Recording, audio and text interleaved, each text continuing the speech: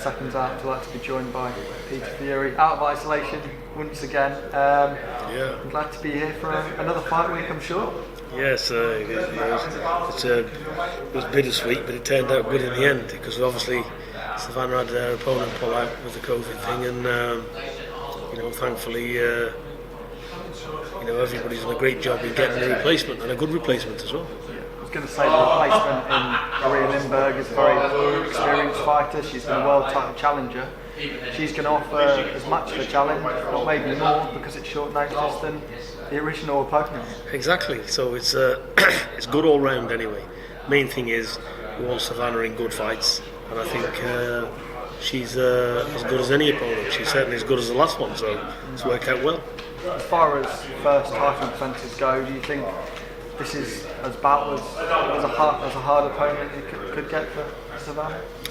I just want Savannah to fight the best and just start mopping up the divisions, So they see what we can get, and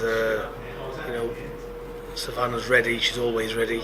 Takes every fight deadly serious, so it's we're looking forward to this fight. It'll be a good fight. Yeah, and when I spoke to her yesterday, her mindset's obviously very, very focused on the job ahead, and didn't seem to change her mindset that there was a different opponent in front of her than there was 4 or 5 days ago. Well, this is a good thing because we don't just work, we work for all kinds of styles. So that's what we work to anyway. So we've had short sparring, tall sparring, southpaw sparring, everything's thrown in the mix. So I need my fighter to be versatile, and every round that comes back, not where they're stuck for ideas, because they can adapt. The idea of making world champions is giving them 10 gears rather than 2. 100%. Talking of those gears, why have you been working on with Savannah over the last few weeks and months since the last fight? We're working on quite a bit of stuff. We've been working on a forward game. We're working on the right hand, body punches, setting the feet down, more explosive shot to the body, and just all different type of things like that. It's a small, well, they're not small, but the small increments matter, doesn't it? So we've been working on quite a bit of new stuff as well. All about the 1%, isn't it?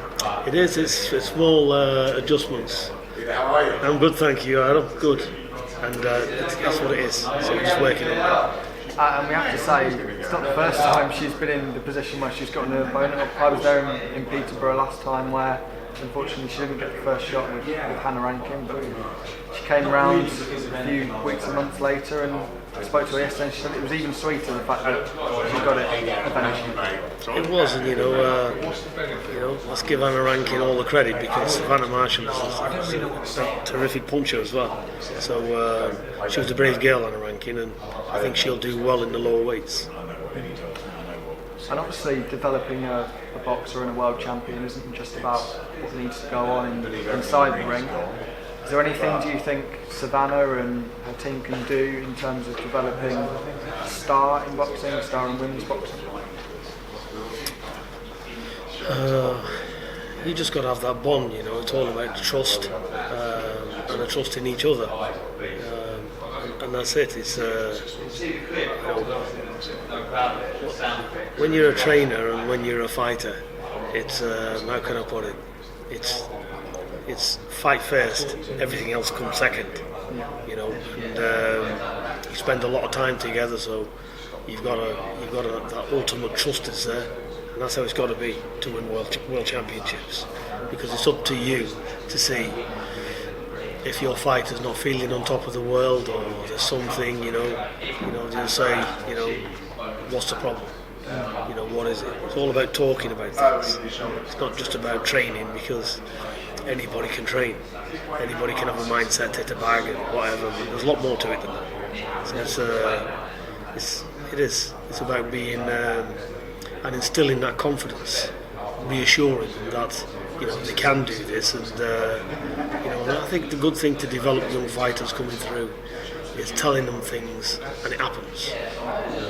And say, look, we're going to do this, this, and this, and at this time you're going to be here, and at this time you're going to be there, and this is the way we're going to go about this, and this is the way we're going to go about this fight. And when these things start to come through, that gives them that total self-belief then. that what you're saying is absolutely spot on, and they've got that belief that they can do what you're saying. Because until they've actually done it, you can talk for England. They've got to actually do it. So all these type of things matter.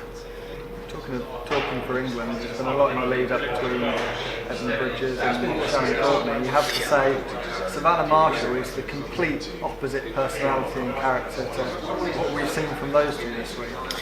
Look, Savannah Marshall for me, she's silent and deadly. She's a lethal weapon. But I like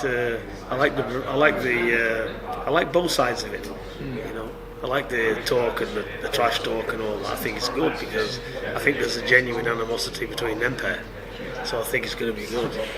But I'm looking forward to that fight. I think it's going to be an excellent fight. I don't know much about Bridges. I've not seen a fight at all. I've seen what's the other girl? I've seen the Sharon Courtney fight, and I think she's good. So that's going to be good. So I can't say how it's going to go because I've not seen the other one. In terms of moving forward with Savannah, Claressa Shields is a name that pops up on a weekly basis, partially because of us lot in the media, I'm sure, but she seems like it's a fight that she really, really wants to go ahead, and I think she's sort of put in late this year, maybe even early next year, or somewhere where she would like to fight Claressa Shields. Yeah, I think so. That's definitely a fight, and why not? Everybody's going to mention Claressa Shields because she's the best in that division. She's got all the belts. She's fought a lot of people, and she's rightfully where she belongs. So Savannah, she's coming up, and so that fight should happen.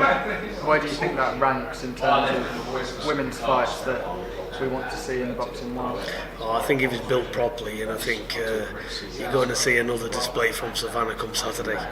And I think when people really get to see, it's going to be at fever pitch. I said on an interview only yesterday, this fight is going to be built properly because it's a mega fight. It's absolutely mega for women's boxing. It could be the biggest yet.